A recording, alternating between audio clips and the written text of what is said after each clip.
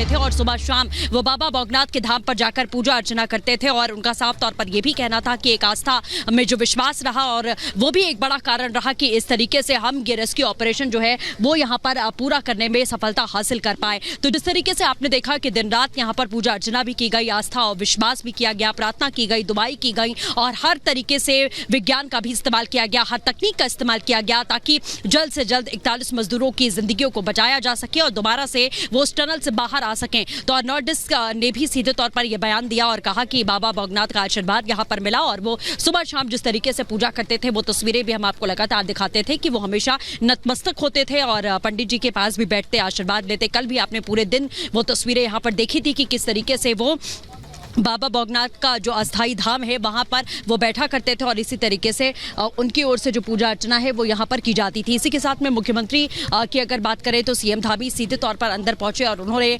आपने देखा कि चेक भी वितरित किया और साफ तौर पर ये कहा कि ये प्रोत्साहन राशि है। तो और आखिरकार दूसरी ओर नॉर्डिस्क ने क्या कहा आपको सुनाते हैं। Mr. Dix, you worship God daily. What did you ask from God every day? Can't answer that. That's a personal thing. Something. I didn't ask anything for me. 41 kids up there needed to come home. You pray to God every day, success rescue for all the 41 workers. They're trapped in the tunnel. And all the people helping. All the people helping. We couldn't get anyone hurt. The mountain hadn't hurt anybody. The mountain was keeping everyone safe and warm. It let us feed them, it let us give them water, it let us give them medicine. So I think a bit of thanks is in order.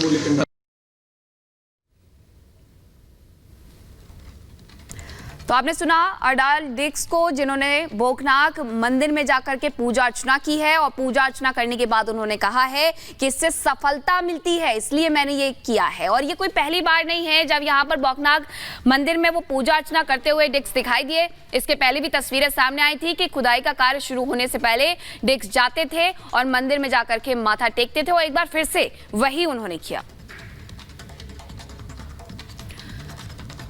और अब आपको बताते हैं कि किस तरीके से दुनिया ने लोहा माना है और विदेशी क्या कुछ कह रहे हैं। बीबीसी ने लिखा है कि रेस्क्यू के बाद जश्न का माहौल है। ये बीबीसी के शब्द है क्योंकि 17 दिन तक ये जटिल ऑपरेशन चला है। सीएनएन ने लिखा है कि हाथों से खुदाई का सुरक्षित निकाला गया है, हाथों से खुदाई की गई और सुरक्षित वहां से 41 मजदूरों को बाहर निकाला गया। अल जजीरा लिखता है कि बेहद कठिन हालात में रेस्क्यू किया गया है, सफल ऑपरेशन। और अब दुनिया यहां डंका मान रही है, लोहा मान रही है भारत का। इसी के साथ द गार्जियन के द्वारा लिखा गया है कई बाधाएं सामने आई लेकिन सफल ऑपरेशन हुआ है। तो इस तरीके से अब यहाँ पर उत्तरकाशी पर विदेशी क्या कुछ कह रहे हैं हम आपको ये बता रहे थे। और इसी के साथ ये तस्वीरें भी आपको दिखा रहे हैं जो कि चिन्नाली सोर हॉस्पिटल की हैं, जहां मुख्यमंत्री पुष्कर सिंह धामी पहुंचे हुए थे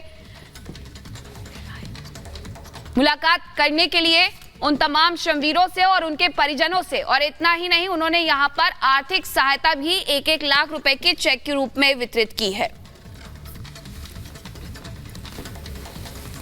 तो 17 दिन बाद एक लंबा रेस्क्यू ऑपरेशन चला। इस दौरान कई तरह की बाधाएं आई और फिर उसके बाद प्रधानमंत्री नरेंद्र मोदी ने उन श्रमिकों से भी बात की जिन्हें कल बाहर निकाला गया था। लेकिन उससे पहले आपको सुनवाते हैं मुख्यमंत्री पुष्कर सिंह धामी क्या कुछ कह रहे हैं। पूरी जांच हुई है, सभी हुई है और सभी स्वस्थ, कोई दिक्कत किसी को नहीं है। और जो प्रोत्साहन की राशि थी वो भी उनको दे दी है और सभी स्वस्थ, कोई दिक्कत किसी को नहीं है। और जो प्रोत्साहन की राशि थी वो भी उनको दे दी है और अभी एम्स ऋषिकेश के लिए भी उनको भेजा जा रहा है और वहाँ भी एक बार पूरा सघन उनका चिकित्सा हो जाएगी, सघन जांच हो जाएगी। उसके बाद जैसा डॉक्टरों का वो होगा। और कल मैंने 1 लाख रुपए की जो सभी को प्रोत्साहन की घोषणा की थी उसके चेक भी दे दिए हैं। और जो लोग जो अंदर जाके जिन्होंने टनल के अंदर खुदाई की है उन सभी को भी राज्य सरकार की तरफ से 50-50 हज़ार रुपए की धनराशि देंगे। सर, अब जब सब कुछ हो चुका है तो क्या अकाउंटेबिलिटी सेट होगी जिम्मेदारों पर? अभी देखिए, भारत सरकार ने पहले ही जो टनल बन रहे हैं पूरे देश के अंदर, उसका सेफ्टी ऑडिट का आदेश कर दिया है और हम भी इसकी सबकी समीक्षा करेंगे। ये जो घटना हुई है इसके बारे में अकाउंटेबिलिटी सेट होगी, कोई एफआईआर रजिस्टर होगी? अभी सबका अब वो जो भी प्रोसेस होगा, अब वो जांच के लिए जाएंगे, जो भी प्रोसेस होता है उस प्रोसेस से जाएंगे, सबके लिए अच्छे से जाएंगे। कंफर्म जाना है एम्स में इनको, वो जो भी डॉक्टर लोग बताएंगे। ठीक है, धन्यवाद।